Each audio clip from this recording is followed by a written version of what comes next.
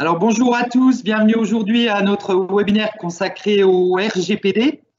Donc j'ai le plaisir d'accueillir Gilles Burissec qui va animer cette conférence. Comme d'habitude, une petite précision sur la manière dont on va procéder pour les questions-réponses. C'est important que vous puissiez poser toutes les questions qui vous intéressent. On y répondra donc au fur et à mesure de la conférence. Pour ce faire, je vous invite à activer le volet questions-réponses de votre interface Teams en cliquant sur l'icône qui se trouve en haut à droite.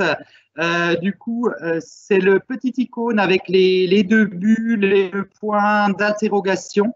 Moi, je vous mettrai un petit plop pour vous ayez la notification, que vous voyez exactement où notifier ou rédiger votre réponse. Voilà, écoutez, je laisse tout de suite la parole à Gilles. Merci Nicolas, bonjour à toutes et à tous.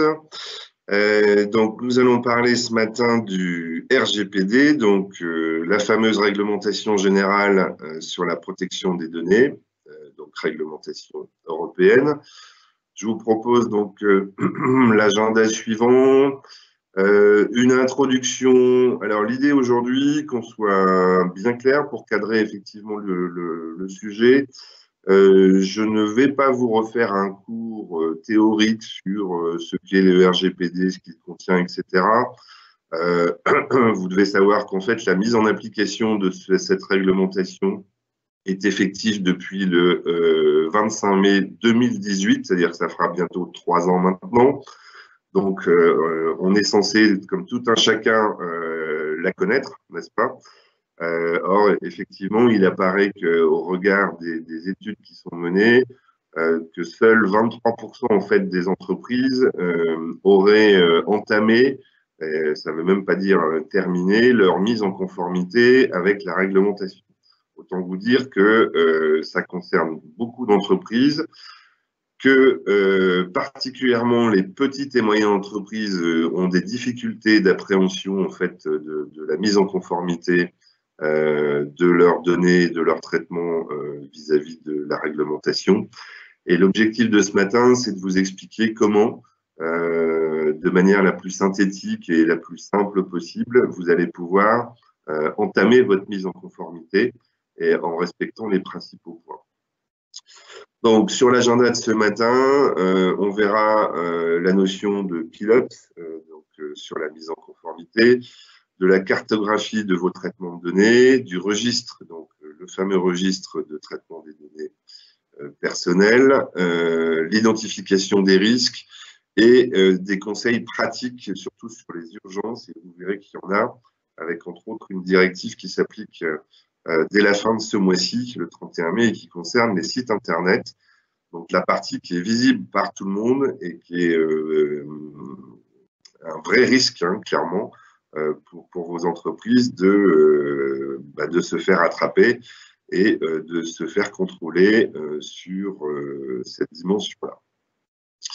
Alors, petit préambule, puisqu'en fait, cette conférence est animée dans le cadre de Perspectives numériques, donc l'association des acteurs du numérique de l'Aube, sous l'impulsion de la Chambre de commerce, dans lequel vous retrouvez en fait toutes les compétences dont vous pouvez avoir besoin, de l'agence web en passant par l'agence marketing, l'impression 3D, le BIM, l'infrastructure, le digital, la blockchain, la dématérialisation, les réseaux et télécoms, etc.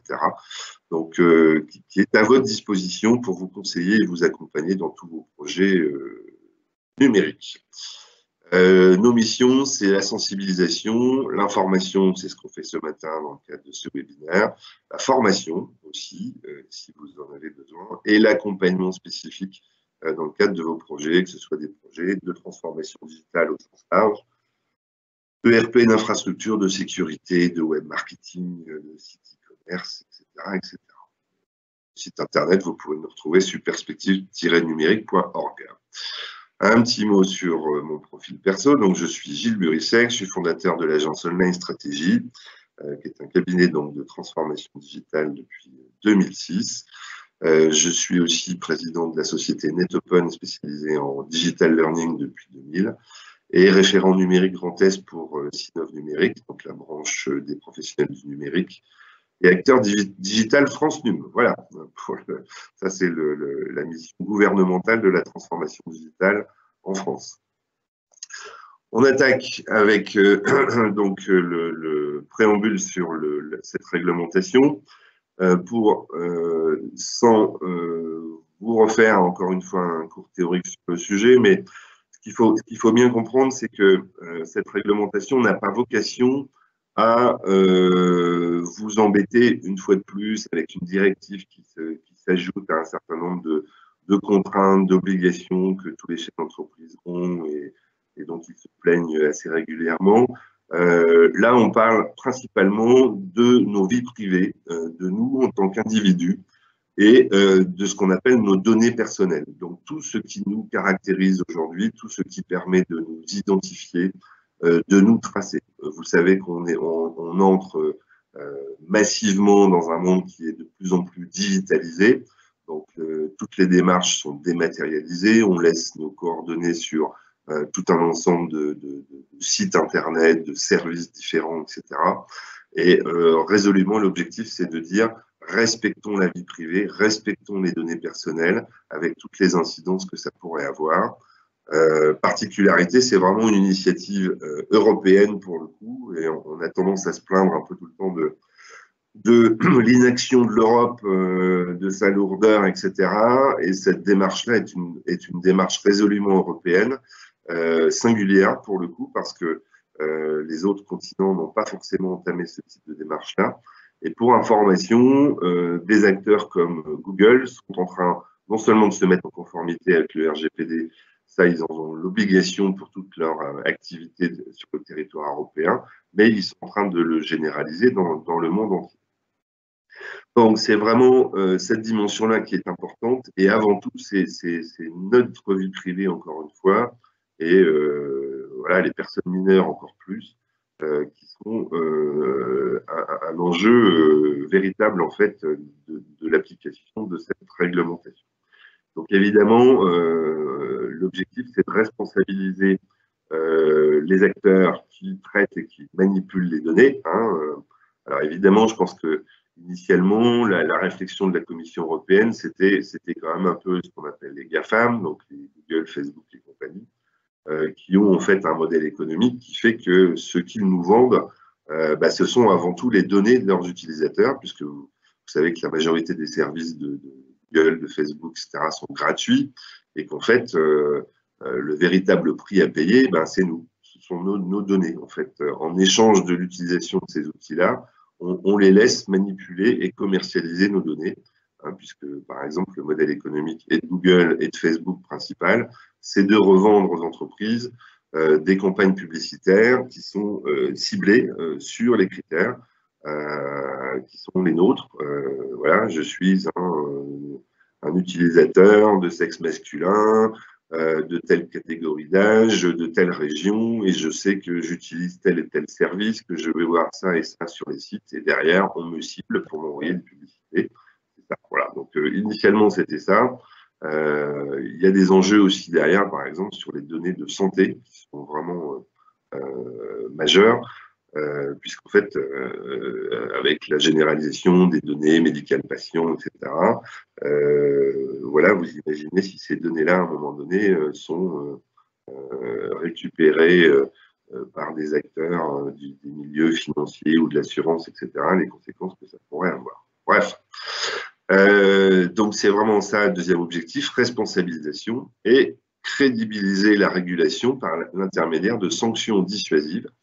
Parce que pour une fois, il y a des réglementations qui s'imposent et sur lesquelles on n'a pas forcément de sanctions barrémées, en tout cas. Là, c'est le cas, vous le verrez, et elles ne sont pas neutres et elles ne sont pas théoriques, puisque la CNIL, donc la Commission nationale informatique et liberté, qui est l'opérateur en France chargé d'assurer et de vérifier et de contrôler la conformité RGPD, est de plus en plus actif sur les contrôles et les sanctions. On le verra un peu plus en détail. Alors, de quoi parle-t-on quand on parle de données personnelles? Vous voyez, toutes les informations se rapportant à une personne physique, identifiée ou identifiable, identifiables directement ou indirectement via un identifiant, un nom, un ID, ce qu'on appelle les logs, ce qu'on appelle les adresses IP, c'est-à-dire l'endroit sur le réseau Internet où on se connecte, via des éléments propres à son identité physique, génétique, psychique, économique, culturelle et sociale. Donc vous voyez que c'est très très large et qu'en fait, quel que soit le type d'acteur que l'on soit, finalement, on est concerné par le traitement de données personnelles. Pour info, par exemple, quand on parle d'une adresse email, une adresse email de type contact@société.x, ça n'est pas considéré comme une donnée personnelle, c'est une donnée professionnelle. Mais une adresse email de type jeandupont@société.quelque chose, ça, c'est une donnée personnelle. Donc, vous voyez que sur ce simple exemple, toutes les entreprises, toutes les organisations sont concernées par la manipulation des données personnelles. Et ça se compliquera avec des données personnelles sensibles. Vous verrez qu'on a une liste d'une dizaine de critères qui déterminent la sensibilité des données, dans laquelle on a les appartenances religieuses, syndicales, politiques, sexuelles, etc. Mais aussi, par exemple, le numéro de sécurité sociale, qui est considéré comme une donnée personnelle sensible et qui nécessite un traitement très particulier.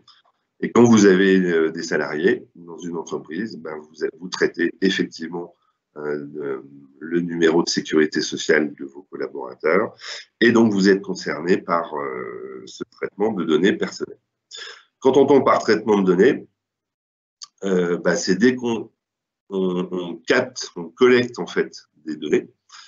Donc ça peut être par un formulaire, numérique ou papier. Attention, hein, c'est pas parce qu'on est aujourd'hui très très digitalisé et qu'effectivement le digital permet des traitements en masse et éventuellement des fuites de données qui sont visées aussi par la réglementation, que les traitements papier ne sont pas concernés. Hein. Clairement, toute collecte de données doit aujourd'hui respecter la réglementation générale de la protection des données et en particulier obtenir le consentement clairement accordé par la personne qui vous laisse des informations personnelles. Qui est responsable? Eh bien, de manière générale, dans une entreprise, le responsable, c'est le dirigeant de l'entreprise. Voilà. Donc, ça veut dire que le dirigeant, il a quand même pour objectif, d'identifier les traitements et les données que l'entreprise manipule, et de vérifier ce qui se passe dans tous ses services, voire sur tous les ordinateurs de ses collaborateurs. Il n'est pas rare dans les entreprises d'avoir des choses qui soient très centralisées et puis de découvrir que y a un salarié qui a mis en place un tableau Excel avec une base de données de clients, d'adhérents, de tout ce qu'on veut sur un service Google gratuit en ligne. Et ça, grosso modo, c'est en rupture totale avec la réglementation des données. C'est un traitement un peu sauvage, entre guillemets, qui est parfaitement condamnable par la CNIL, hein, clairement. Voilà. Donc on est vraiment dans ces enjeux-là. Deuxième point important, c'est que la réglementation, en fait,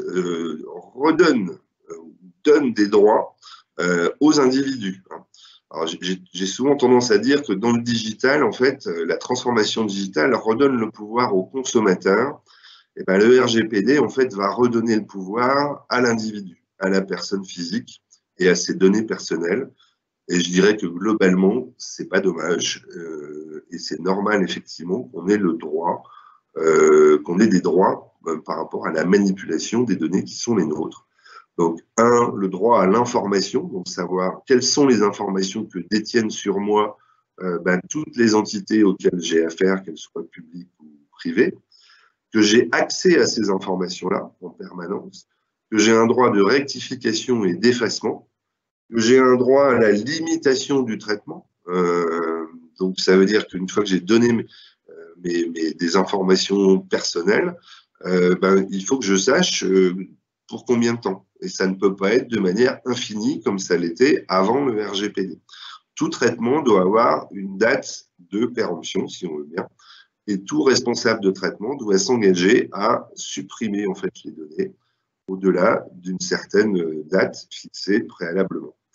Le droit à la portabilité aussi, donc ça concerne tous les services que l'on peut avoir dans les banques, dans les assurances, mais aussi sur Facebook, c'est pouvoir récupérer ces données. Sur Facebook, par exemple, vous avez depuis 2018 la capacité à récupérer toutes les données que vous avez mises sur Facebook. Les données, c'est des photos, c'est des vidéos, c'est etc.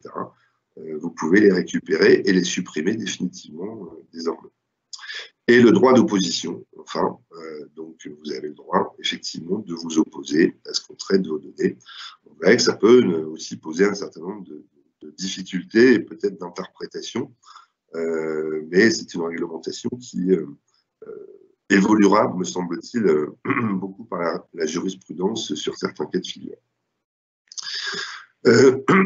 Alors, on passe au volet bâton, les sanctions.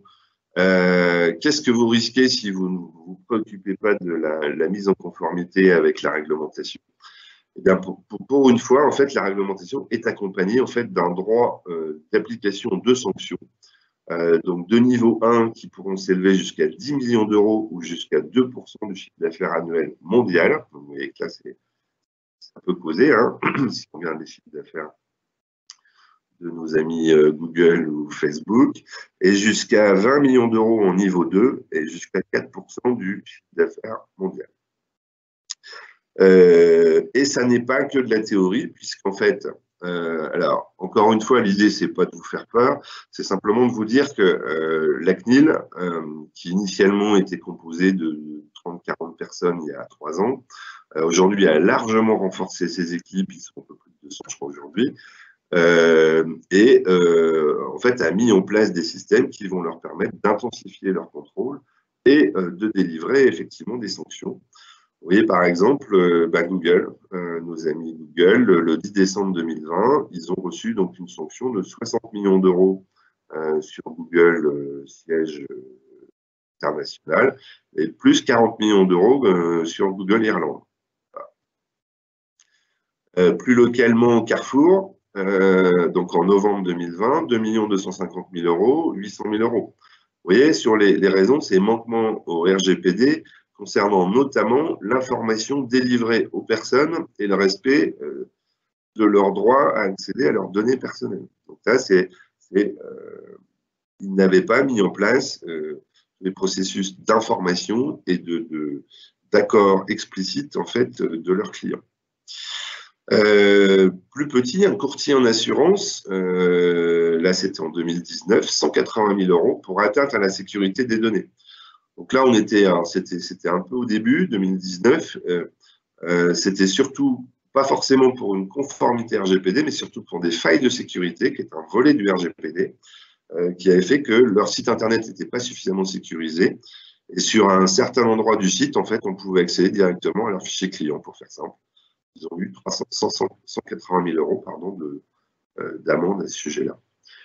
Et là, plus récemment, puisqu'on est le 5 janvier 2021, une toute petite société, Nestor, qui fait des livraisons de repas à domicile et qui envoyait des courriels, donc des emails de prospection à partir de bases de données qu'elle avait récupérées, on ne sait pas trop, mais ce que font un certain nombre d'entreprises en France, et particulièrement les petites qui ne s'interrogent pas forcément sur la légitimité de leur traitement, et ben, ils ont eu une sanction de 20 000 euros parce que voilà, ils envoyaient régulièrement des emails à des gens qui n'avaient pas sollicité. Et vous savez comme moi, quand vous relevez vos emails tous les jours, que c'est des pratiques qui sont notablement répandues et pour lesquelles il va falloir faire désormais très très attention. Voilà, sur une toute petite entreprise, 20 000 euros, c'est quand même pas insignifiant. Alors, pour qu'on soit précis, donc la réglementation est européenne, mais elle s'impose à tous les acteurs mondiaux qui interviennent en Europe. Hein. Donc, effectivement, ce n'est pas parce que Google est américain qu'il ne risque pas, et on l'a vu, de sanctions s'il ne se met pas en conformité. Objectif, renforcer donc la confiance des consommateurs, ça je vous l'ai déjà évoqué. Renforcer aussi la qualité et l'efficacité des campagnes marketing. Et très franchement, moi, c'est un vœu pieux auquel j'aspire depuis que j'ai vu apparaître le RGPD. Mais si on pouvait arrêter de recevoir des emails non sollicités et qui soient qualitatifs et qu'on puisse effectivement choisir ce qu'on veut bien recevoir dans nos boîtes mail, je pense que ça nous changerait la vie et ça nous permettrait de gagner beaucoup de temps.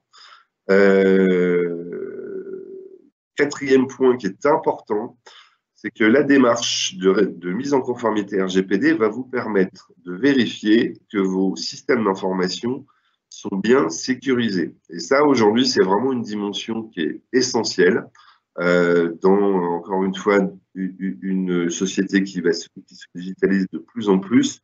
La limite du modèle, c'est la sécurité, c'est la fuite de données, c'est voilà, c'est tout ce qu'on peut avoir autour. Si je prends l'exemple des audits RGPD moi, que j'ai pu conduire, 9 fois sur 10, on se rend compte qu'il y a des failles de sécurité, et alors particulièrement dans les PME et les TPE, des sauvegardes qui ne sont pas forcément mises en place systématiquement, des protections. Et je ne vous parle pas de la gestion des mots de passe, qui est un truc qu'absolument personne ne sait gérer de manière correcte, et qui est pourtant la faille principale par laquelle on peut rentrer effectivement dans le système d'information. Enfin, je dirais que n'ayez pas peur de cette réflexion, ce travail à faire sur la mise en conformité. Pour moi, je considère que c'est largement accessible aux TPE, PME. Pour une entreprise qui fait plutôt du B2B, qui a des traitements à peu près normaux de facturation, de gestion des prospects, voilà, de paie, etc., classique, c'est un travail de 2 à 3 jours à peu près qu'il faut mettre en place, et de vérifier la mise à jour de ces sites internet, etc. C'est pas un énorme travail, et il faut absolument le faire, parce que si jamais vous avez un contrôle, ce qui sera important, c'est quand même que vous soyez capable de démontrer que, 1, vous avez pris connaissance de la réglementation. C'est bien que vous soyez présent au webinaire de ce matin à ce sujet-là, et que vous commencez à mettre en place, et je pense que ce qu'on appelle la bonne foi, quelque part, sera quelque chose d'important. Donc, s'il vous plaît, n'hésitez pas effectivement à vous lancer dans cette réflexion-là. Voilà, petite pause. Nicolas, je ne sais pas si on a des questions à ce stade-là. Si Gilles, on a effectivement une première question donc de Christophe. Je te la lis. Donc, bonjour Gilles, lorsque l'on achète des fichiers de prospection, qui est responsable, fournisseur, nous ou les deux? Alors, là, merci pour cette question, parce que c'est vraiment une question qui m'interpelle, moi, depuis le début de la mise en place de cette réglementation. La réglementation est parfaitement claire, c'est-à-dire que quand on collecte les données de quelqu'un, il doit absolument consentir à la finalité du traitement. Ce qui veut dire que quand vous collectez des informations sur votre site internet, par exemple, de manière à envoyer une newsletter, vous allez dire à votre prospect, je consens, vous allez lui demander de cocher sur une case qui est « je consens à ce que mes coordonnées soient utilisées pour m'envoyer votre newsletter ou vos informations commerciales ». Voilà, c'est déjà 2 traitements entre nous souhaités. Là, vous achetez en fait un fichier pour lequel, évidemment, l'entreprise, enfin les entreprises ou les particuliers qui sont dedans n'ont a priori pas consenti à ce que vous, qui ne vous connaissez pas, vous alliez exploiter en fait leurs données commerciales. Donc moi, à mon sens, le responsable, et je pense que les fichiéristes, donc les vendeurs de fichiers vont jouer un peu là-dessus, c'est-à-dire que quand ils vous vendent un fichier, ils vont probablement vous transférer la responsabilité. Et ce sera à vous de démontrer que ce fichier que vous utilisez pour votre prospection commerciale, eh bien, vous avez obtenu le consentement des prospects qui sont visés. Ce que vous n'aurez pas. Et donc, je vous invite à la plus grande précaution d'usage en fait, par rapport à cette utilisation-là. On n'a pas d'autres questions pour le moment, Gilles, donc je te propose peut-être de poursuivre et puis on verra du coup ensuite. On continue. Alors, le pilote.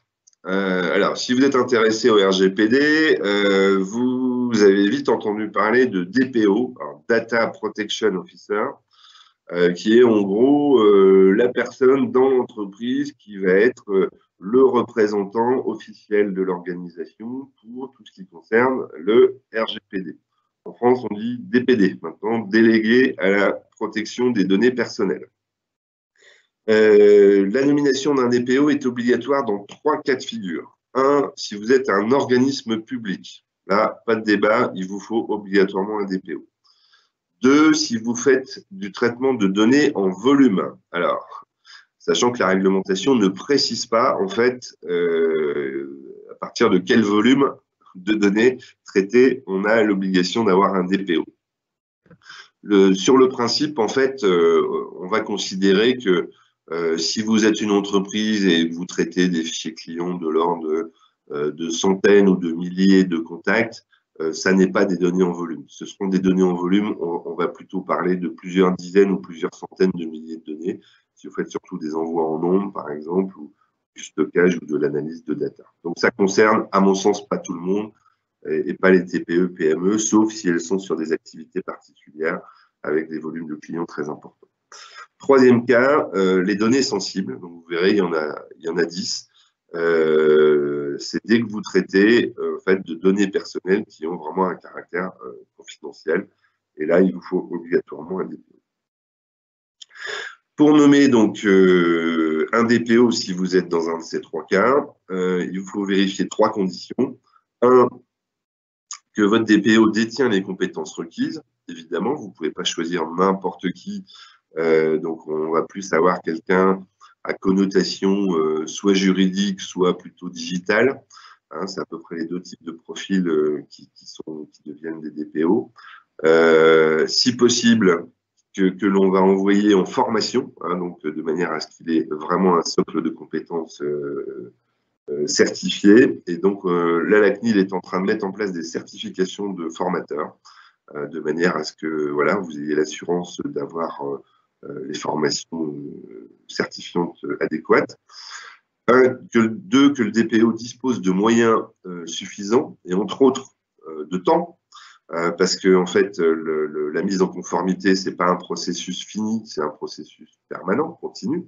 Et donc, il faut un certain nombre de temps pour mettre en place, d'une part, la conformité, mais d'une part, la vérifier de manière périodique, participer en fait à tous les projets dès lors qu'on va avoir de nouvelles bases de données à mettre en place, par exemple, et puis de bénéficier des moyens matériels suffisants.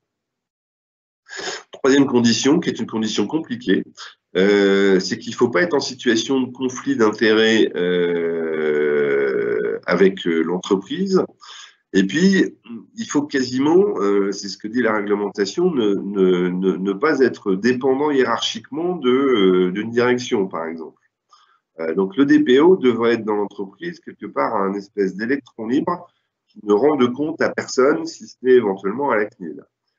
Ce qui fait que c'est un peu compliqué en général. Et alors attention, hein, si vous êtes dans ces cas de figure-là, il faudra y veiller et éventuellement faire des avenants au contrat de travail pour démontrer l'indépendance du DPO dans l'organisation, ce que tout collaborateur dans l'organisation n'a pas, puisqu'en fait, elle est toujours sous la responsabilité d'un supérieur hiérarchique. Bref.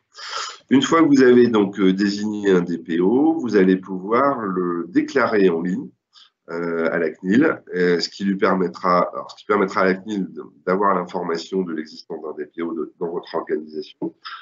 Donc, quand vous avez des obligations et des données sensibles, ça c'est important, il faut le faire. Et puis en plus, effectivement, pour le DPO, de bénéficier d'informations en direct de la CNIL, de manière à ce qu'il ait toutes les informations nécessaires et suffisantes pour assumer sa mission. Ce qu'on conseille dans la grande majorité des cas, c'est-à-dire si vous n'êtes ni une organisation publique, ni une entreprise qui traite des données en gros volume, ni une entreprise qui traite des données sensibles, c'est plutôt de désigner un référent. Un référent qui est un statut non reconnu, hein, qu'on soit clair par la réglementation, et qui va démontrer, en particulier en cas de contrôle, que c'est un sujet qui est important pour votre entreprise et vous avez fait en sorte de désigner quelqu'un dans l'organisation qui soit clairement en mission du RGPD, avec un certain nombre de moyens, de formation si possible, des moyens de veille, et puis une adresse physique et un email dédié, de manière à ce qu'il puisse être le correspondant de tous vos tiers vis-à-vis du RGPD, et d'avoir un historique d'échange, en particulier entre tous les tiers et votre organisation sur toute la dimension RGPD. Il aura en charge donc la partie veille, la partie formation.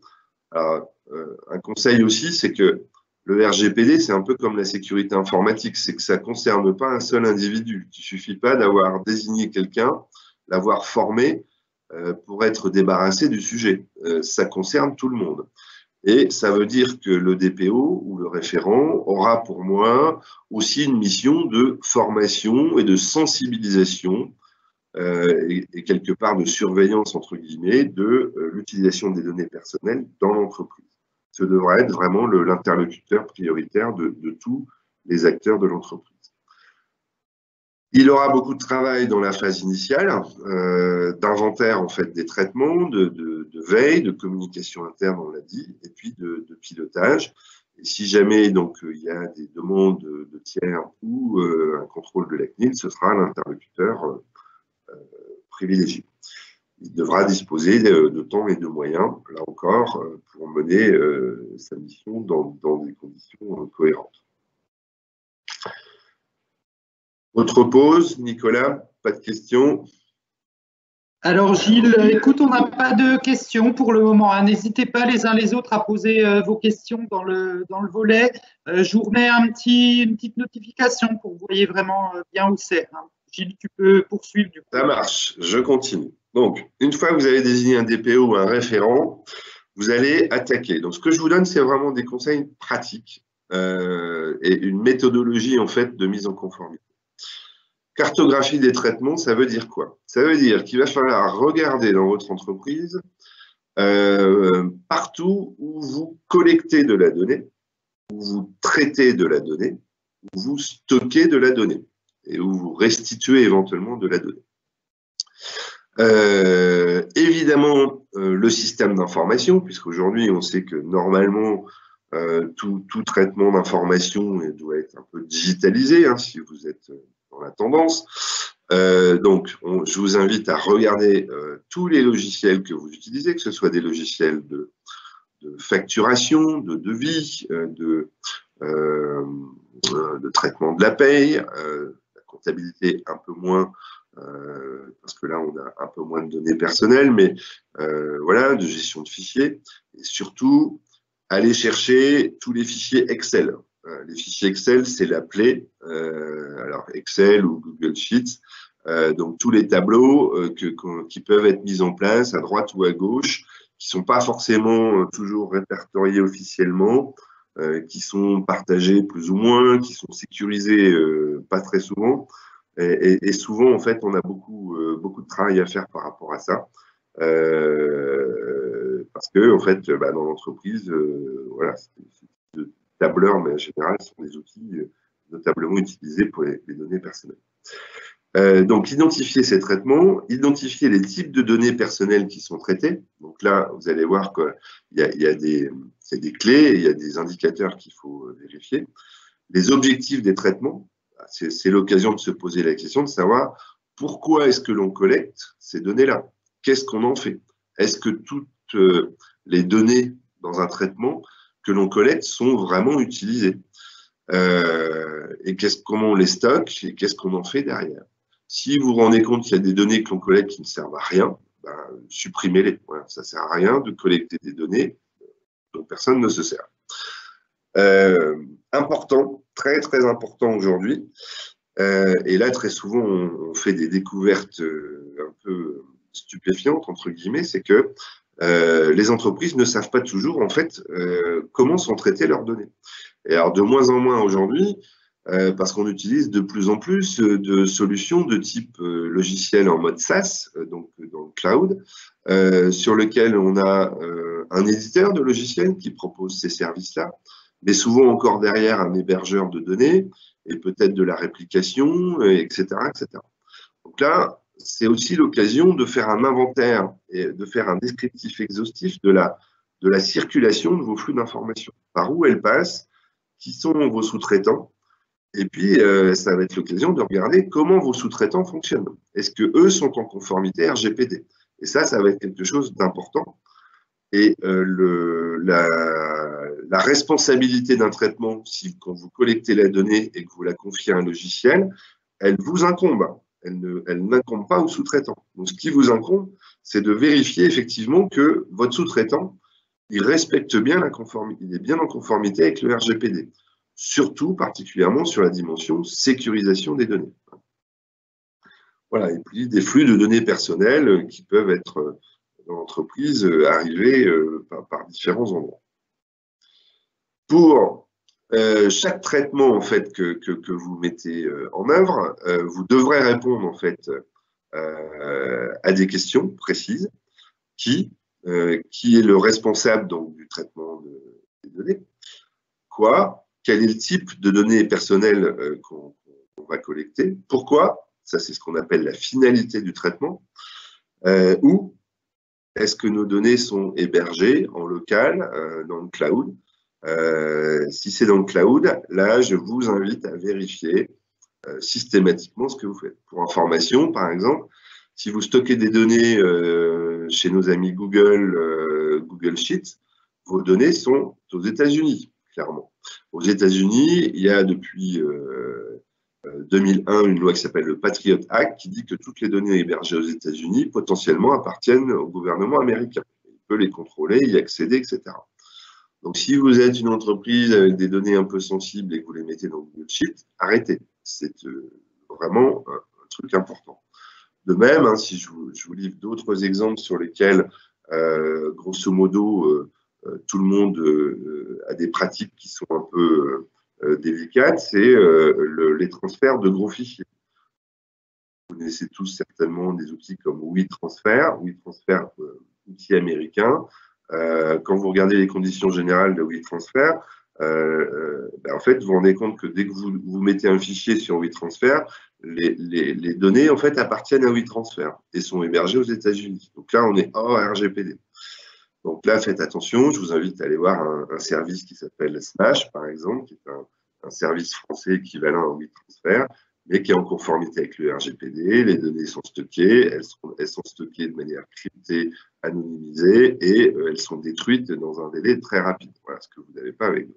Voilà, donc c'est juste pour vous illustrer le fait qu'il y a tout un ensemble de pratiques que vous ou chacun de vos collaborateurs pouvez avoir et qui sont en non-conformité avec le RGPD. Et quand vous regardez ça, on se rend compte qu'il y a d'une part des risques par rapport à la non-conformité, mais aussi des risques de perte de données. Et là, c'est de la sécurité, de la confidentialité, etc. Vous pouvez avoir des enjeux importants. Plus compliqué, vous allez devoir, alors ça c'est vraiment une interrogation systématique, c'est que sur chaque traitement de données, il va falloir que vous indiquiez quelle est la date de finalité de traitement. Je collecte une adresse sur mon site internet pour un envoi de newsletter, je dois dire pendant combien de temps je la conserve. Alors, je peux dire 5 ans si je veux, hein. Je peux dire 10 ans même. Si je dis 20 ans, ce sera un peu abusif. Donc, je peux mettre un délai assez long pour être peinard. Mais l'engagement que vous devrez avoir par ailleurs, c'est de supprimer la data, donc la donnée, à partir de la date que vous avez indiquée de conservation. Si vous collectez aujourd'hui, le 12 mars, une donnée pour laquelle vous dites je la garde 1 an maximum, il faudra que le 12 mars 2022, cette donnée-là soit supprimée de tous vos systèmes d'information, y compris de vos boîtes mail, etc. Et là, on se rend compte que c'est des choses qui sont quand même un peu compliquées à mettre en œuvre. Et puis, dernièrement, comment? Quelles mesures de sécurité et quelle autorisation d'accès, en fait, on a par rapport à nos systèmes d'information et nos data. Voilà. Donc là, ça vous oblige à regarder précisément comment sont sécurisés vos postes en termes de mise à jour système, en termes de protection antivirus, en termes de firewall, donc les protections d'accès pour les contrôles, la gestion des mots de passe, sujet majeur, etc., etc. Et de le faire aussi par rapport à tous vos sous-traitants. Ça, c'est important. Là, on est sur une étape de cartographie, c'est-à-dire que, évidemment, il va falloir répondre à tout ça, mais le premier sujet, ça va être déjà de lister, et vous aurez fait une grosse partie du travail quand vous aurez été en capacité de lister de manière exhaustive l'ensemble des traitements que vous faites sur les données personnelles dans votre entreprise.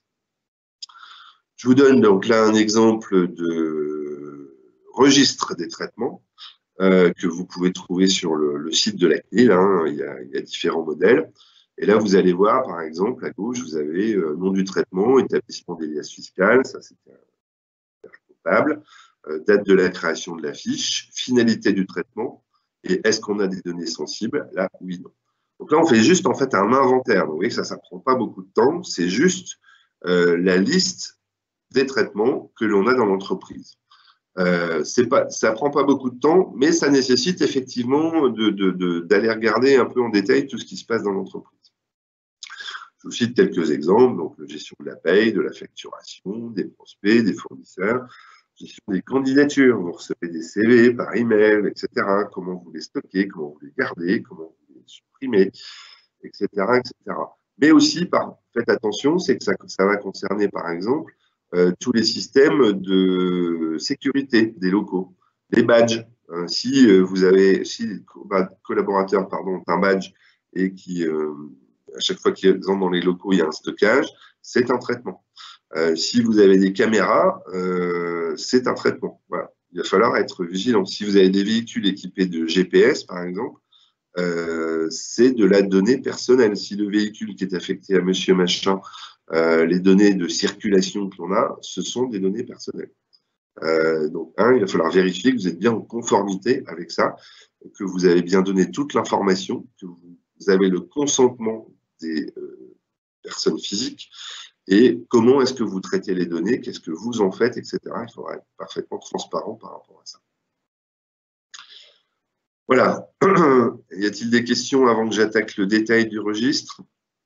Oui, Gilles, effectivement, on a plusieurs questions. Alors, je vais te lire la première donc, de Kevin.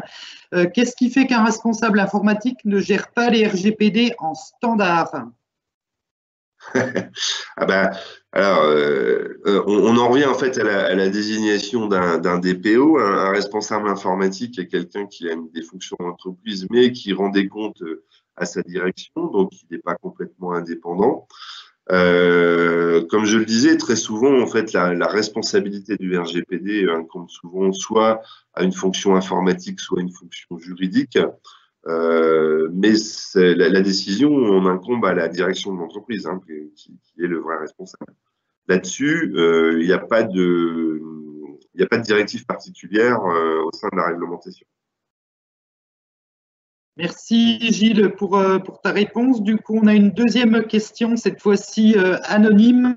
Donc, y a-t-il un site ou une base de données qui recense les fournisseurs conformes pour le RGPD du coup?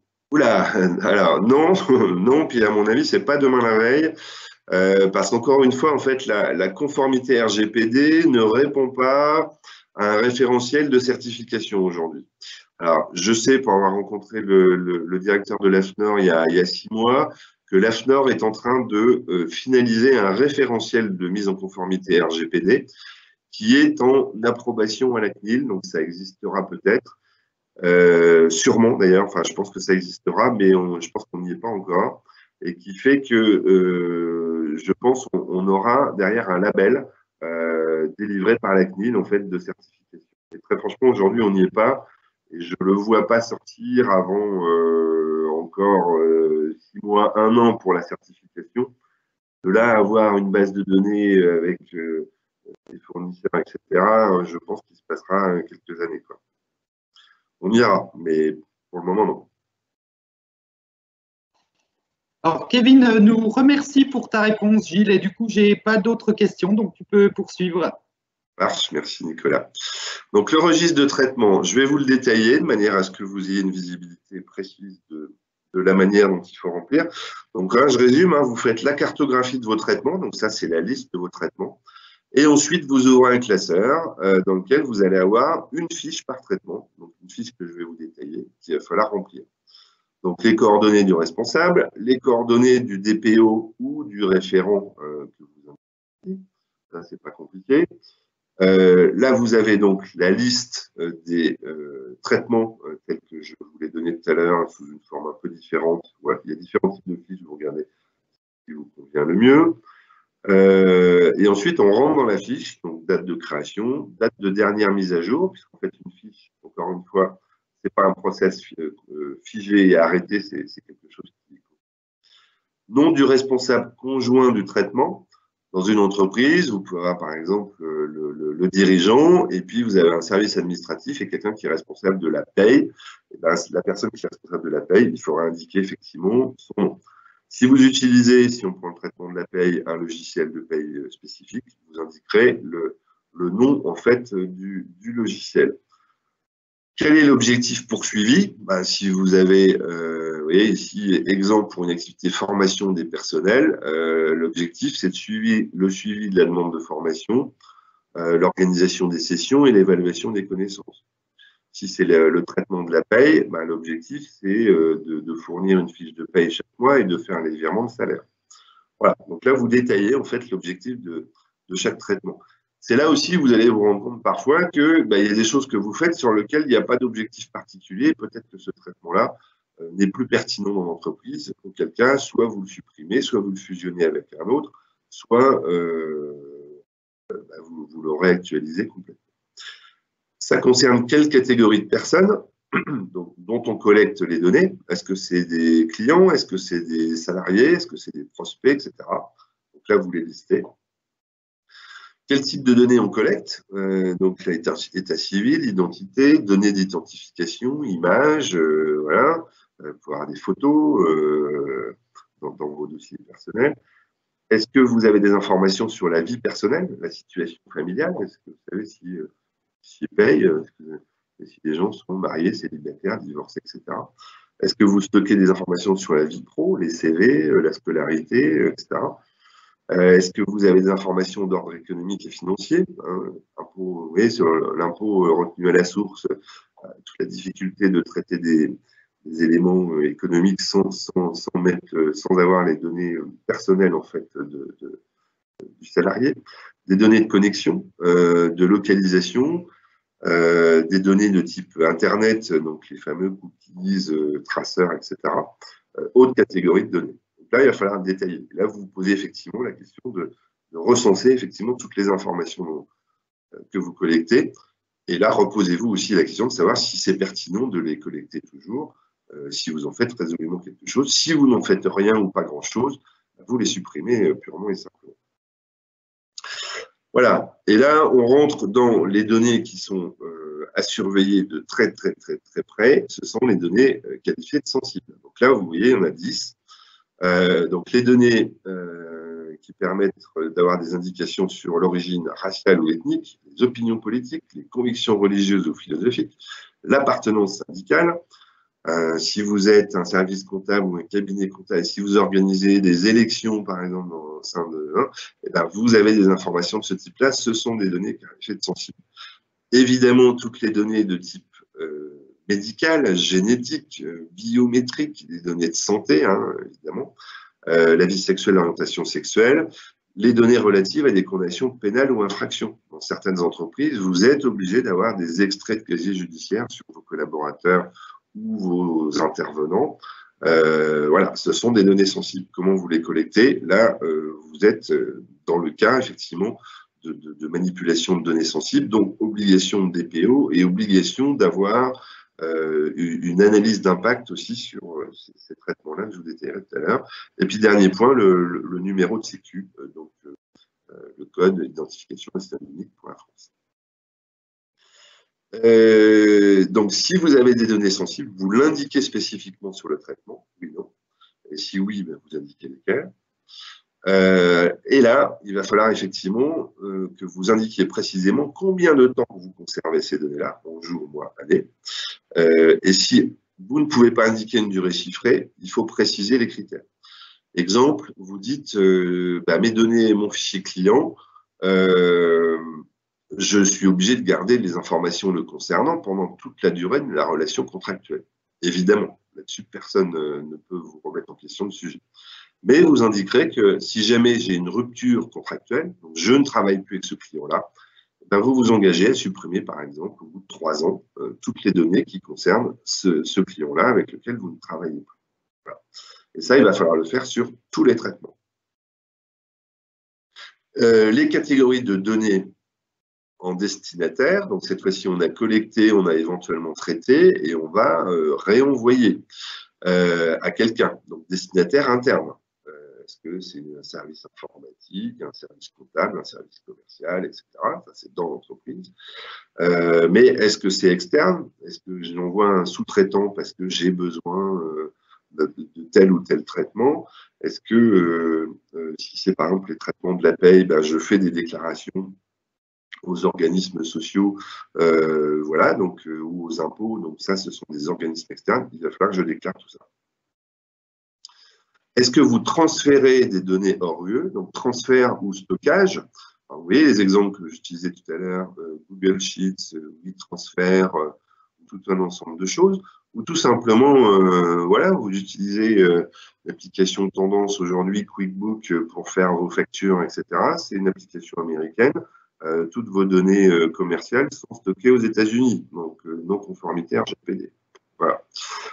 Donc, là, il va falloir que vous ayez une vigilance tout à fait particulière par rapport à ça et que vous interveniez, parce que ça peut être sur le choix d'outils informatiques, voire de partenaires ou de sous-traitants, pour lequel vous allez exiger finalement que vos données, que votre sous-traitant soit d'une part en conformité avec le RGPD et d'autre part, que vos données soient stockées en Union européenne et même si possible en France.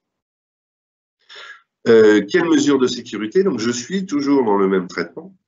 Quelles mesures de sécurité j'ai mis en place pour le traitement, pour tel traitement? Donc, contrôle d'accès, mesures de traçabilité, protection des logiciels, sauvegarde des données, chiffrement, contrôle des sous-traitants.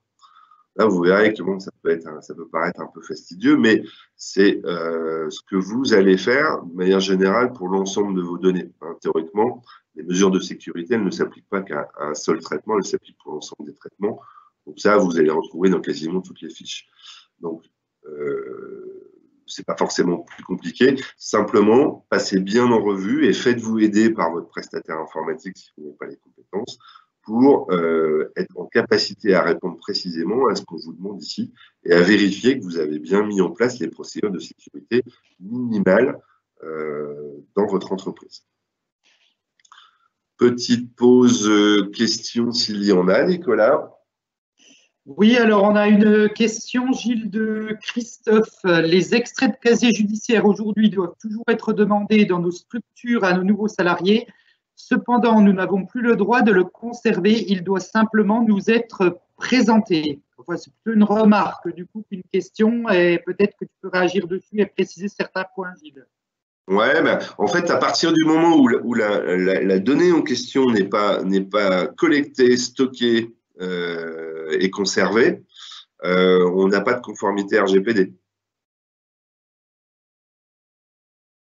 Merci Gilles, du coup, pas d'autres questions, tu peux poursuivre. Ça marche. Alors, on va passer à donc là, je me résume, on a désigné un responsable, on a cartographié les traitements et donc on a rempli en fait toutes les fiches pour l'ensemble des traitements.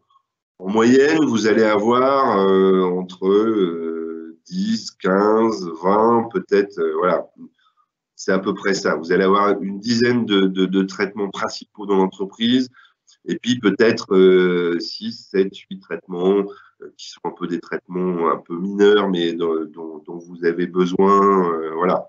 Je vous en livre un qui est vraiment hyper anecdotique et à mon avis pour lequel il n'y a pas d'inquiétude à avoir, mais vous allez trouver des fichiers Excel. J'ai eu le cas dans une entreprise où en fait l'entreprise équipe ses collaborateurs de vêtements de travail. Ça veut dire qu'en fait il y a un tableau Excel avec les noms, les prénoms des collaborateurs et puis leur taille de vêtements. Voilà. Ça c'est en fait un traitement dans lequel on va stocker des données qui sont personnelles. Bon, il n'y a rien de dramatique à avoir la taille du blouson et de la pointure de chaussures, mais voilà, ça fait partie des choses. Et ça, on n'y pense pas forcément, c'est des choses qu'on va retrouver en creusant un peu dans l'entreprise. Alors, là-dessus, c'est pas le plus dur, j'allais dire. Vous voyez, ce que je viens de vous décrire, en fait, c'est un peu fastidieux pour le remplissage des fiches, mais grosso modo, si vous vous y mettez sérieusement, ça peut être fait assez rapidement. C'est malheureusement pas fini, parce qu'en fait, le souci, c'est que vous allez vous rendre compte qu'il y a un certain nombre de choses qui ne sont pas conformes. Et c'est là, en fait, où il va falloir apporter des correctifs. Et finalement, c'est là où il y a certainement le plus de travail à mener. Donc, j'attire, en fait, votre attention sur tout un ensemble de points. 1, ne collectez que les données qui sont strictement nécessaires. Si vous n'avez pas d'utilité, vous ne collectez pas, vous les supprimez de vos bases de données, vous ne les collectez plus.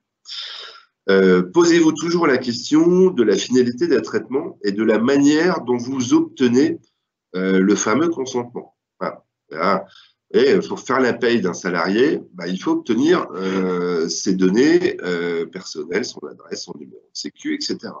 Est-ce que j'ai demandé le consentement à mon salarié? Non. Je lui ai demandé de remplir une fiche et en général, je ne lui ai pas dit forcément ce qu'on avait, comment ça allait être traité, etc.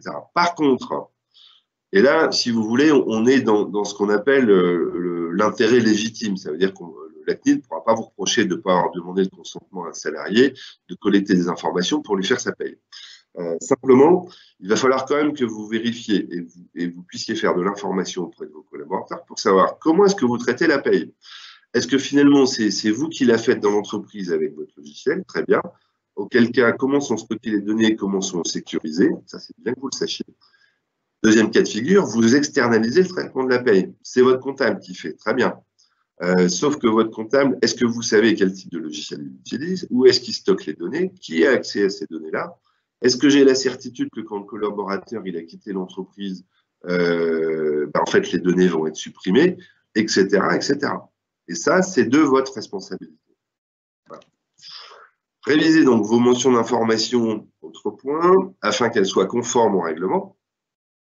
Donc là, on vous invite effectivement à revoir vos conditions générales de vente. Sur vos sites internet, c'est vos politiques de gestion des données personnelles. Il faut regarder un peu tous vos documents.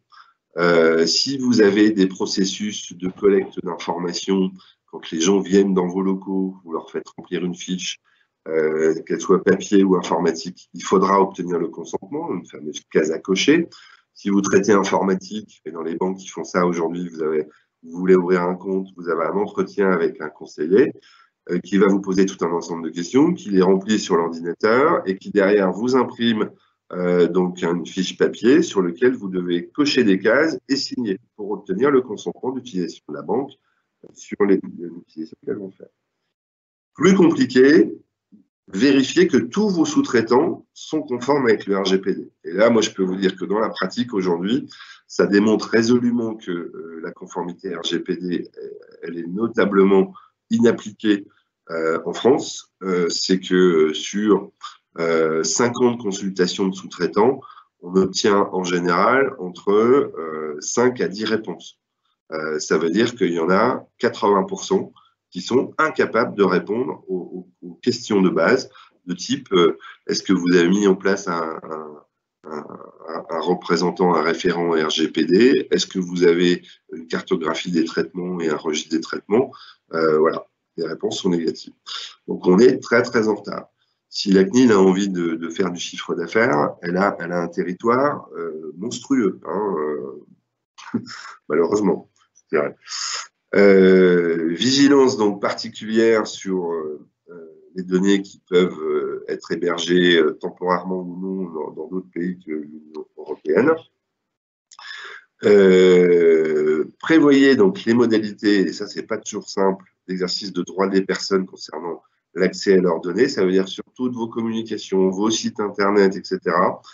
Il faudra que vous ayez clairement la désignation d'une personne, ou en tout cas en disant voilà, envoyez-nous vos messages aux responsables du RGPD dans votre entreprise, qui a de manière privilégiée peut-être une adresse email dédiée et sur lequel vous mettez en place cette facilité d'accès pour tous vos tiers, mais derrière, avec un traitement qui doit être sécurisé. C'est-à-dire que si quelqu'un demande, il faut être en capacité à, lui donner accès à ses données personnelles, 2, les corriger, ou 3, les supprimer si besoin.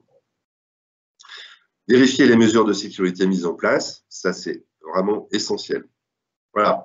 Donc, vous voyez, ça, c'est vraiment la grille de lecture de tout ce que vous avez collecté dans votre registre de traitement. Et c'est là où il y a vraisemblablement le plus de travail à faire. La sous-traitance, il y a un guide qui est mis en place par la CNIL. Je vous donne l'adresse, vous la retrouvez. Voilà, je vous invite vraiment à aller naviguer sur le site de la CNIL où vous trouverez tous les éléments dont je vous parle ce matin, avec voilà, un certain nombre de guides. Il y a de plus en plus d'informations. Il y a même un MOOC de formation, si vous voulez, sur le RGPD. Dans ces attributions, il n'y a évidemment pas que les sanctions, hein, et c'est bien aussi comme ça. La CNIL doit avoir une information d'information, d'accompagnement et de conseil, voilà, en plus effectivement des contrôles et des sanctions. Méthodologie sur la partie sécurité. Donc là, voilà, une espèce de checklist de ce qu'il faut que vous fassiez en fait dans votre entreprise. Sensibiliser les utilisateurs à la sécurité et aux données personnelles. L'authentification, les gens qui accèdent aux données dans l'entreprise doivent être authentifiés avec un login et un mot de passe. C'est-à-dire que si on détecte un jour une fuite de données, une destruction de données, on soit capable de dire, bah oui, mais sur cette application-là ou sur ce fichier-là, tel jour, ben, c'était telle personne. Que ce soit en interne, en externe. Faites attention, par exemple, je sais qu'il y a beaucoup de prestataires informatiques qui, en standard, pour améliorer leur qualité de service, hein, mettent en place des accès de prise de contrôle à distance de vos ordinateurs et de vos serveurs. Ça veut dire que n'importe qui chez le prestataire peut intervenir sur vos données. Est-ce que, alors, grosso modo, dans 99% des cas, tout se passe bien, mais que se passe-t-il si jamais le technicien est licencié brutalement parce que voilà, il s'entend plus? Est-ce qu'il peut ne pas avoir envie de faire des dégâts, enfin, etc. Vous n'êtes pas à l'abri. Donc là, non plus, sans tomber dans la parano, voilà, essayez d'identifier ça. Qui a accès à mes serveurs? Et dans l'entreprise, et donc chez mon prestataire informatique, par exemple, comment sont stockés les logins qui permettent d'accéder à mes données personnelles, et comment elles sont sécurisées, etc. etc. Voilà, de manière à ce que vous sachiez précisément. Vérifiez que si le technicien change, ben, voilà, vous ayez l'information. Que vous soyez en capacité à tracer les accès, gérer les incidents, sécuriser les postes de travail, ça c'est le b.a.-ba, mais on sait que c'est pas toujours non plus. Sécuriser l'informatique mobile, faites gaffe aussi, les terminaux type smartphone ou tablette aujourd'hui embarquent tout un ensemble de trucs. Protéger le réseau informatique interne, les accès Wi-Fi, sécuriser les serveurs, vérifier que les sauvegardes fonctionnent, les sites web, HTTPS obligatoire, la gestion des cookies, on va y revenir tout à l'heure très vite, et puis les systèmes de continuité d'activité, de PRA, les plans de reprise d'activité. Vous avez peut-être entendu parler de l'incendie à Strasbourg chez OVH, qui est le numéro 1 français européen d'hébergement de données. Je peux vous dire que personnellement, j'en subis les conséquences et qu'on s'est rendu compte qu'en fait, ils avaient 4 data centers à Strasbourg et que sur les 4, en fait, on répliquait les serveurs d'un data center sur un autre. Le problème, c'est que les deux étant tellement proches que les deux ont brûlé. Et donc, bref, c'est galère. Que vous faites de l'archivage de manière sécurisée, que vous encadrez la maintenance et la destruction de données, donc la suppression de données, votre sous-traitance évidemment, tous les outils qui permettent les échanges avec les tiers, je vous citais WeTransfer, il y en a d'autres aujourd'hui, faites attention, la protection des locaux, les développements informatiques qui peuvent être faits soit en interne, soit en externe, et puis toutes les dimensions d'intégrité, de chiffrage, de cryptage, etc. Donc là, voilà, sécurité. Si vous y connaissez, ben, faites. Si vous ne connaissez pas, faites appel à vos prestataires habituels. Alors, je ne vais pas y revenir, mais sachez par exemple que le mail n'est pas considéré comme un moyen de communication sûr. Ce qui veut dire que, par exemple, votre expert comptable qui vous envoie tous les mois vos bulletins de paye par email, alors ça, d'une part, c'est interdit depuis le RGPD par l'ordre des experts comptables, et ce n'est pas conforme avec le RGPD, parce que la communication n'est pas sûre. Imaginez que vous envoyez le bulletin sur une adresse, vous êtes trompé d'adresse mail, ben, vous envoyez donc des données de paye, voilà, mais finalement, dans le RGPD, ce n'est pas, le montant du salaire qui est considéré comme sensible, c'est plutôt le numéro de sécu. Voilà. Donc le mail, absolument pas un moyen sûr et sécurisé. Donc voilà, pour toutes les communications de données, il y a des solutions qu'il faut regarder expressément. Vos sous-traitants, donc là, ça veut dire que dans le processus de mise en conformité, vous allez devoir interroger officiellement, lettre recommandée à vos sous-traitants pour leur demander est-ce qu'ils sont en conformité, est-ce qu'ils ont un registre de traitement, est-ce qu'ils ont un DPO, comment ils sécurisent leurs données, qui a accès à vos données, combien de temps ils les gardent, où est-ce qu'elles sont stockées, etc., etc. Voilà. Le souci, encore une fois aujourd'hui, c'est que sur 10 envois, vous avez entre 1 et 2 réponses. Hein. C'est à peu près ça le truc. Mais vous avez fait votre travail, vous, en tant que responsable. Et quelque part, si le sous-traitant ne vous répond pas, vous considérez, et vous pourrez le mettre en demeure, soit de résilier le contrat que vous avez avec, s'il ne vous prouve pas sa mise en conformité, soit d'exiger en fait un certain nombre de choses. Ça doit faire partie aujourd'hui normalement des conditions contractuelles. C'est bien ce qu'on vous dit dans le guide de la sous-traitance, c'est que là, il faut vraiment vérifier que vous signez un contrat dans lequel on précise un certain nombre de choses.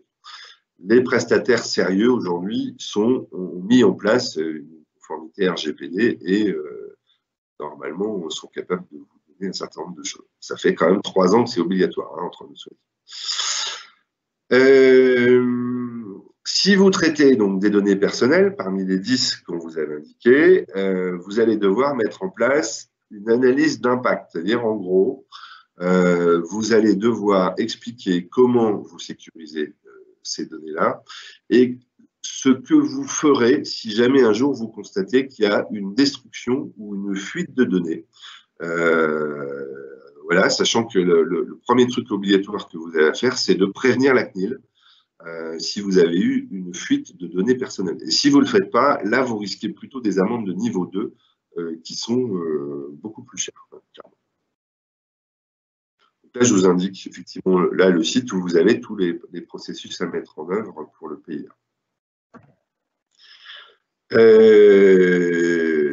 Important aussi, donc, je vous l'ai déjà dit plusieurs fois ce matin, c'est que ce n'est pas un processus fini. Donc, il faut effectivement en permanence vérifier que votre conformité, elle persiste. Vous changez de logiciel informatique, il faut vérifier la conformité RGPD. Vous avez un nouveau processus de collecte papier, vérifiez que sur vos formulaires papier, c'est bien indiqué. Gérez bien vos droits d'accès, maintenez vos niveaux de sécurité, faites faire des tests de sécurité, d'intrusion, etc. Par vos prestataires.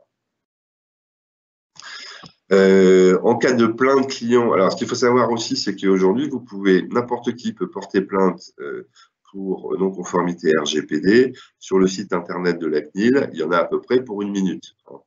Donc voilà. Alors, évidemment, la CNIL ne répond pas à chaque plainte, mais s'il se trouve qu'ils reçoivent plusieurs plaintes sur un même prestataire, là, en général, ils délèguent une enquête et un contrôle.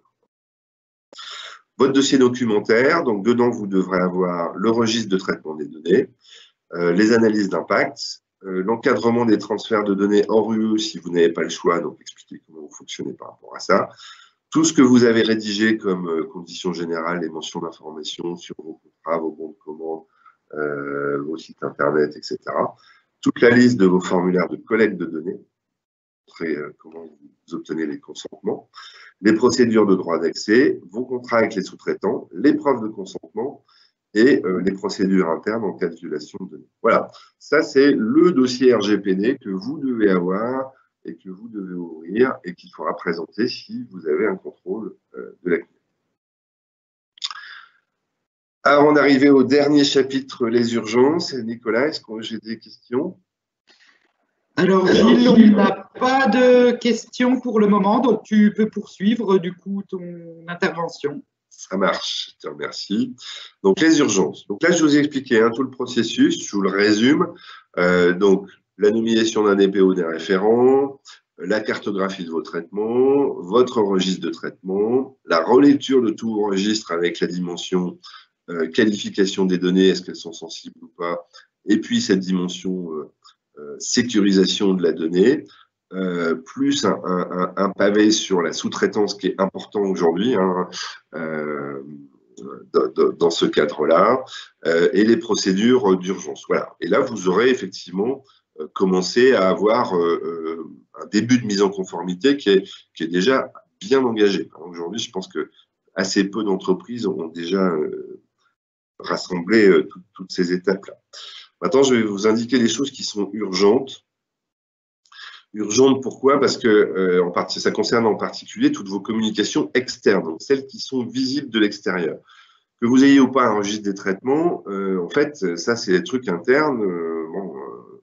Vos tiers ne le savent pas, sauf si vous êtes vous-même un sous-traitant et que vous êtes interrogé, et là, il va vous falloir y répondre.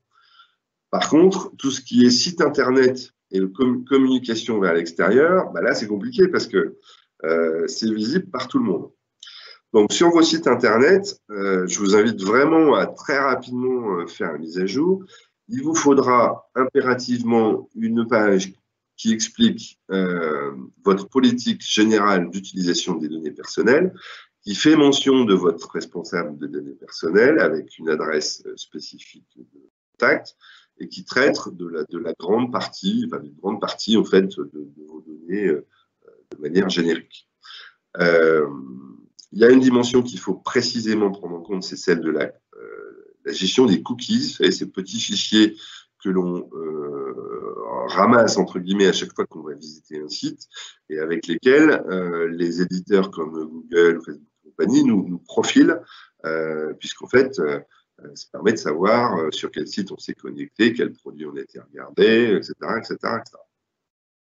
Là, la directive, elle a été mise en place en septembre 2020.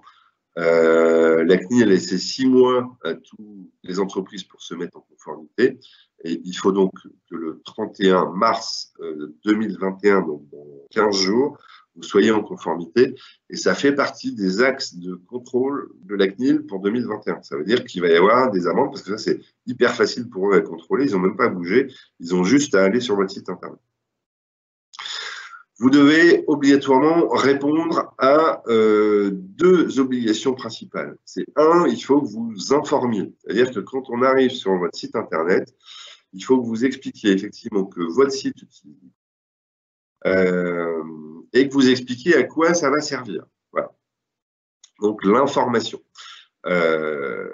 Premièrement. Deuxièmement, vous les avez vues, toutes ces barres qu'on a sur les sites internet qui nous cassent les pieds, entre guillemets, mais en même temps qui sont obligatoires.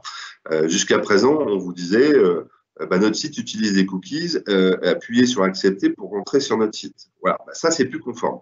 Maintenant, il faut que vous ayez autant de facilité à accepter les cookies qu'à les refuser. Donc, il faut que le bouton soit de même taille et voilà, de même visibilité sur le site internet. Et donc, nouveauté, vous allez pouvoir naviguer sur le site internet sans que le site collecte des données qui vous sont personnelles. C'est donc l'impératif de la CNIL. Alors, je vous ai mis 3 exemples là. Alors, entre guillemets, que je n'ai pas choisi n'importe comment, c'est qu'en plus, ce sont des cabinets d'avocats spécialisés dans le RGPD, etc. Je me suis dit qu'eux, normalement, ils devaient être en conformité. Là, en l'occurrence, vous voyez, celui-là, en fait, vous avez un message, c'est la barre quand vous arrivez sur leur site. Vous avez consulté notre politique de gestion des cookies. Donc, eux ont créé une page spécifique politique de gestion des cookies où ils expliquent ce qu'ils en font. Donc là, ils remplissent l'obligation d'information et ils ont 2 boutons, accepter, refuser. Pour moi, c'est conforme, même si normalement, il devrait avoir un 3e bouton qui permet de choisir les types de cookies. Bon, je pense que c'est un peu limite. Moi, ça me semble pouvoir suffire. Là, vous avez une deuxième Allô? Oui, oui, on t'entend bien, Gilles. Ah, j'ai eu un doute parce que j'ai Par contre, on a perdu tes slides, slide. du coup, ton diaporama, si tu peux les repartager, que je puisse faire la petite manip pour remettre l'écran qui va bien. Ouais, désolé, désolé. En fait, j'ai voulu enlever la petite fenêtre qui me gênait et j'ai appuyé sur un truc qu'il fallait C'est pas. bon, là, c'est parti. C'est reparti. Donc, vous voyez, celui-là en bas à droite, il est conforme aussi. Donc là, on a bien autorisé les cookies et utilisé uniquement les cookies obligatoires. Et vous allez pouvoir choisir, en fait, vous voyez, les cookies pour lesquels vous voulez ou pas. Donc, mes préférences, vous voyez, ça, c'est les cookies quand vous allez sur un site Internet et que vous allez systématiquement vers les mêmes types de produits, par exemple, sur un site de e-commerce. Bah, les cookies vous permettent, en fait, d'avoir, en fait, votre profil quelque part et de vous faciliter. Bon, c'est théoriquement l'objectif. Là, vous pouvez choisir, en fait, les types de cookies. Par contre, celui-là, vous voyez, en bas à gauche, nous utilisons des cookies, donc on a bien paramètres des cookies, politique de confidentialité, politique des cookies. Donc là, on a bien l'information. Par contre, on n'a qu'un seul bouton possible, c'est accepter tous les cookies. Ça, au 31 mars, ça n'est plus conforme. Il faudrait à minimum un deuxième bouton, c'est refuser. Voilà, donc ça, je vous invite à aller voir soit votre webmaster interne, soit votre agence web qui gère votre site Internet, d'ailleurs, à ce que rapidement, vous soyez en conformité par rapport au 31 mars. Vous devez aussi, d'urgence, revoir tous vos formulaires. Donc, tous les formulaires, alors celui-là est un peu sophistiqué, voilà, mais même votre formulaire de contact. Vous avez un formulaire de contact tout simple où vous dites nom, prénom, machin, j'envoie mes données. Il faut que vous ayez une case à cocher qui dise je consens à ce que mes coordonnées soient utilisées pour me recontacter, tout simplement. Et là, vous vous posez la question de savoir si vous collectez donc un contact via votre formulaire de contact, si vous l'utilisez pour envoyer une newsletter, par exemple, eh ben, il va falloir avoir un deuxième bouton qui dit je consens à ce que mes données soient utilisées pour recevoir en fait la newsletter. Vous voyez, on est bien par un consentement, par finalité de traitement. Et c'est ça qui fait la conformité ou pas. Donc ici, par exemple, c'est sur un site internet, c'est un formulaire, j'indique mon adresse email, je veux mon guide, mais je dois expressément dire j'accepte également de recevoir la newsletter, j'accepte également de recevoir les offres commerciales et promotionnelles. En fournissant l'adresse email, vous reconnaissez avoir pris connaissance de notre politique de confidentialité que je peux consulter ici et je peux me désabonner et je peux faire une demande spécifique. Vous voyez, là, j'ai toutes les informations, donc je suis un consommateur informé. Et si je veux, là, si je rentre mon adresse email, c'est uniquement pour recevoir le guide et c'est tout. Et si je veux en plus recevoir la newsletter, il faut expressément que je coche la case. Voilà. Ça, c'est la vraie mise en conformité. Alors, n'utilisez pas de bases de données librement accessibles sur Internet. Soyez vigilants sur les bases de données marketing. C'est une question que j'avais au départ. On vend sur Internet à des prix particulièrement attractifs. En général, ces données sont fiables ni recueillies dans des conditions légales. Voilà. Utiliser les données qualifiées, ça veut dire que quand vous achetez, aujourd'hui, en fait, théoriquement, vous ne pouvez plus acheter une base de données, particulièrement une base de données d'email. En gros, les professionnels qui font leur boulot ne peuvent pas vous vendre d'email. Ils peuvent simplement vous les louer. Alors déjà les louer, c'est compliqué, mais les louer, ça veut dire que vous avez la possibilité de faire une campagne donnée, mais que c'est le prestataire qui va l'envoyer et vous n'aurez pas accès en fait à cette base de données pour en faire autre chose derrière. C'est uniquement pour un usage donné. Alors, souvent la question qui est posée, c'est oui, mais moi, ça fait des années et des années que je constitue une base de données. Je n'ai pas forcément demandé le consentement et je l'utilise pour envoyer des newsletters et d'informations commerciales. Évidemment, moi, j'interviens beaucoup en conseil marketing digital. Je n'ai pas dit à mes clients, mettez vos bases de données à la poubelle parce que vous n'avez pas obtenu le consentement.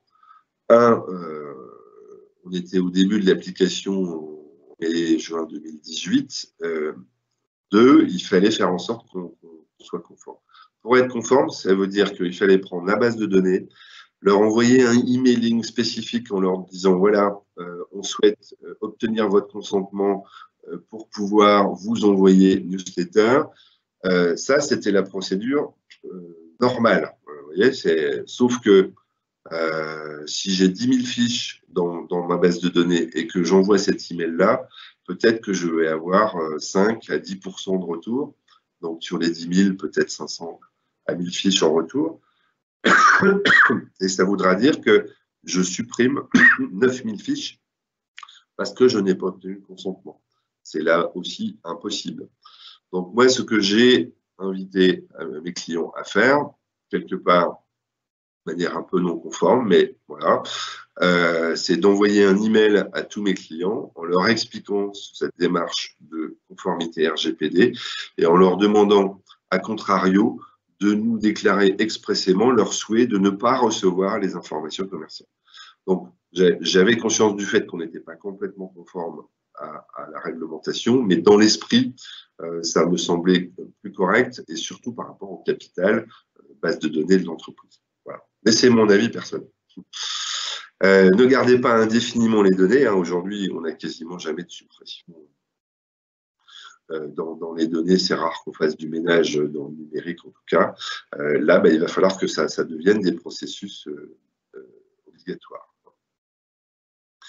Voilà, donc réfléchissez toujours à cette dimension consentement. Partout où vous allez collecter de la donnée, il faut que vous vous posiez la question de savoir comment vous obtenez le consentement. C'est ce que vous demandera la CNIL si jamais elle fait un contrôle. Les 4 critères de validité, c'est qu'il faut que le consentement soit libre, on ne peut pas le contraindre, hein. Il faut qu'il soit spécifique, le consentement doit correspondre à un seul traitement pour une seule finalité, il faut qu'il soit éclairé, voilà, il faut que ce soit clair en fait sur les objectifs, et univoque, hein, donc pas d'ambiguïté sur la partie consentement. Qu'est-ce que va changer le RGPD au quotidien? C'est le droit au retrait, hein, donc de retirer son consentement. On peut aussi vous demander la preuve du consentement. Donc ça, vous êtes sujet à ça en permanence. Et puis évidemment, le consentement des mineurs. Si jamais vous êtes dans une activité où vous avez des communications vers des mineurs donc de moins de 16 ans, soyez particulièrement vigilants. Vos conditions générales d'utilisation des données personnelles, ça c'est sur votre site internet. Vos conditions générales de vente, vos contrats, vos bons de commande, etc. Là, c'est l'occasion de les faire réviser par votre avocat pour intégrer effectivement cette dimension RGPD. Ça doit faire partie de vos processus.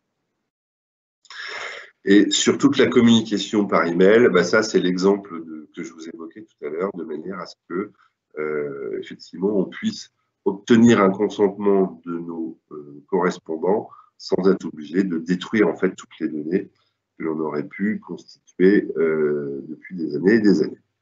Et je crois que j'en ai terminé pour ce matin et que je suis à votre disposition pour répondre à vos questions si vous en avez.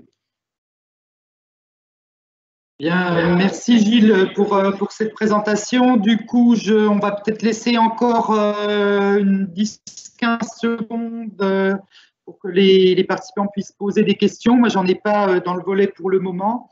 En attendant, est-ce que Gilles, tu souhaites rajouter un dernier mot? Oui, alors j'espère que je ne vous ai pas assommé. J'ai essayé encore une fois de ne pas vous faire du théorique, mais plutôt du pratique. Encore une fois, moi je ne suis pas avocat, hein, et en fait, initialement au départ, entre nous soit dit, je n'avais pas forcément prévu de me spécialiser dans le RGPD.